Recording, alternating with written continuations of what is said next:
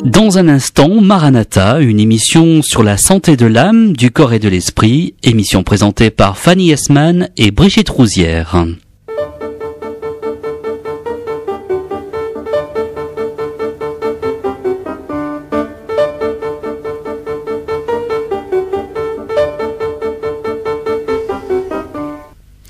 Bonjour chers auditeurs de Radio Dialogue et bonjour Robert Saunier, mon invité d'aujourd'hui. Bonjour.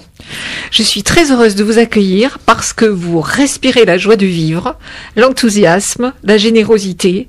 Vous êtes un homme positif, créatif, curieux et qui souvent ose l'humour. Depuis que vous êtes entré dans le studio, on inspire comme un air de liberté et ça fait du bien.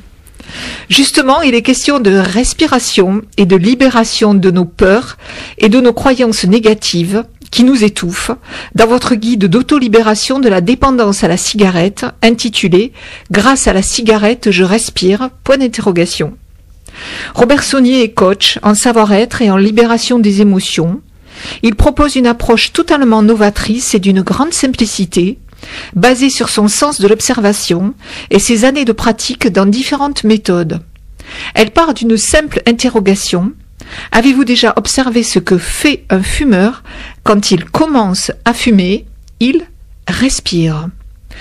Alors, on peut déjà commencer avec cette interrogation, mais je crois que d'abord, vous voulez dédicacer l'émission à quelqu'un qui vous a inspiré, qui vous inspire toujours, et qui est sur le chemin, qui est ma femme, exactement, donc Frédéric Saunier, à qui je dédie bien sûr cette émission, à Morgane, ma belle-fille, et à ma fille Yael. Super. Voilà, et puis bien sûr, à tous les fumeurs qui sont sur un cheminement, on va dire, de libération, bien évidemment. Et chez vous, c'est l'amour qui vous a amené sur le chemin, qui vous a comme on dit, l'amour est comme une cigarette. Oui. Hein, donc ça donne des ailes. Ouais. Non, en fait, le constat de départ, c'est bien sûr dans mon travail de coaching, j'ai été amené à rencontrer pas mal de personnes qui étaient aux prises avec cette difficulté de dépendance à la cigarette. Et puis un jour, lors d'un atelier, je me suis rendu compte de ça. J'ai essayé d'observer un petit peu les fumeurs. Moi-même, j'étais fumeur, donc j'étais quelqu'un de tout à fait. Un grand fumeur? Non, un fumeur occasionnel. J'allais dire, j'étais peut-être à un paquet tous les 3 jours. Enfin, mais il vous fallait votre paquet quand même. Mais il fallait que j'ai l'assurance et la garantie que mon angoisse, mon stress, mes tensions puissent être finalement un petit peu apaisées. Puisque c'est l'essentiel de l'action que la cigarette procure pour un fumeur. Est-ce que c'est sûr que ça apaise la cigarette? Oui, c'est ça le malheur. Mais on croit ça. En fait, le problème, c'est que ça fait le contraire, mais c'est fou cette croyance. Le problème, c'est que ça apaise sur l'instant. Ouais. Et donc c'est cette respiration, non, qui doit apaiser. Oui. Oui, c'est ça. C'est ça. C'est ça. C'est ça. En fait, l'apaisement de la cigarette, elle est en partie due à la nicotine. Ça, c'est démontré scientifiquement, puisque les récepteurs deviennent tout à fait tout affolés dès qu'ils voient arriver la nicotine, puisque il ne faut pas oublier d'un point de vue technique, on va peut-être rentrer dans le débat tout de suite, mais quand un fumeur fume, il ingère de la nicotine. Et il empêche finalement le corps de sécréter la dopamine, qui est une substance tout à fait naturelle. Donc, lorsque le corps ne sécrète plus de dopamine et que la nicotine vient prendre la place, eh bien le corps s'habitue à attendre sa dose de nicotine puisqu'il ne fabrique plus de dopamine. Ça, c'est l'aspect purement scientifique. Et la dopamine, c'est une hormone anti-stress. C'est une hormone de détente, exactement, qui amène. Du coup, ça empêche. Ouais. Voilà, tout à fait. Donc ça, d'un point de vue technique et mécanique, c'est effectivement, on peut pas aller contre. Donc c'est un leurre, en fait. Ça vient prendre la place. C'est tout ça. à fait. Simplement, ce que la science n'a pas, j'allais dire, ou les scientifiques ou les gens qui ont fait qui ont fait des recherches sur le problème du tabac, ou en tout cas de la dépendance au tabac, c'est que il y a l'aspect essentiel de la mécanique de la respiration. Et ça, elle est passée au travers de toute appréciation, de toute analyse, de toute théorie. Et or, quand on regarde un fumeur fumer, la première chose qu'il fait quand il prend sa cigarette, qu'il allume sa cigarette, c'est qu'il l'inspire et il expire. Donc, il respire. Donc c'est cette mécanique de la respiration qui donne... C'est ça que vous avez observé. Exactement. Et qui donne au demeurant un résultat identique À la respiration consciente. Exactement. Donc en fait, je me suis amusé. Après cette petite découverte qui m'a amusé énormément, bien évidemment, vous imaginez que... C'est comme une évidence, quoi. Mais c'est tellement évident qu'on passe à côté, que c'est comme la chose la plus simple qui nous passe sous les yeux, et puis d'un coup quelqu'un en parle, et puis on se dit mais bon sang, mais c'est bien sûr. Oui, comment il n'y a pas pensé avant, ça m'est tombé dessus. Alors c'est un petit clin d'œil de la vie ou un petit clin d'yeux. Chacun y voit un petit peu ce qu'il veut, une inspiration. Et donc une inspiration pour le coup qui fait respirer mieux et qui permet de mieux vivre.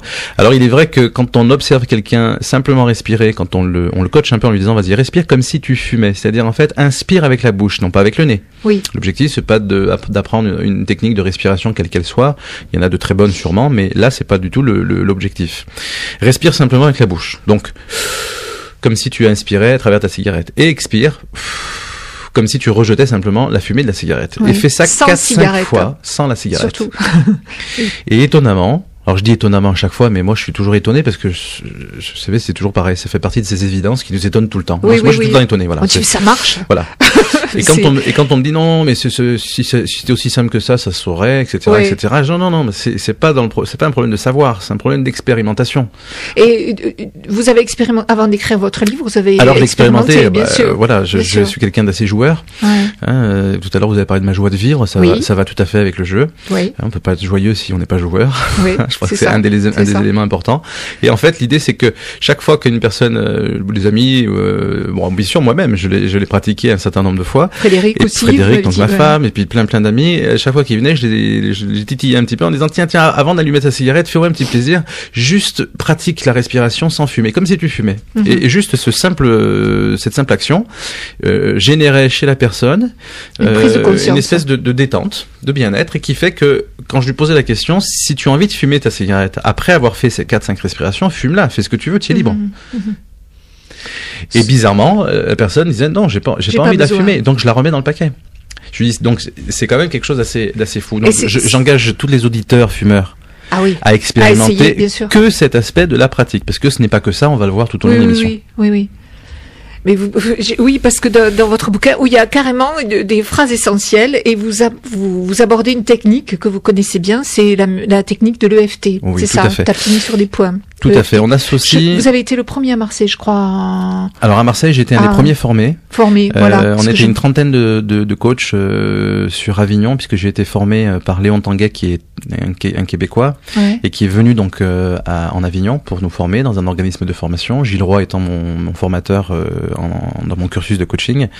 Et donc il y avait régulièrement des intervenants comme ça qui venaient des États-Unis, du Québec, etc., pour nous apporter des outils. Et c'est votre intuition qui vous a j'ai ouvert un petit catalogue, on peut le citer, Soleil Levant. Oui. Voilà, c'est un petit magazine de bien-être.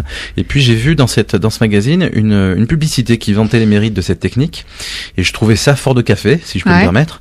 La publicité disait vous pourrez résoudre en l'espace de 5 minutes la plupart des phobies, la plupart des difficultés que vous rencontrez au niveau émotionnel. Alors je me suis dit, ça, soit c'est une pub pour les gogos, parce que c'était quand même trop fort, ou alors il y a vraiment quelque chose là-dessous et on est à côté de tout, parce que on a une tendance en France à être très très très limité sur un certain nombre de pratiques ou de méthodes, puisqu'on met souvent en avant la peur de ci, la peur de là.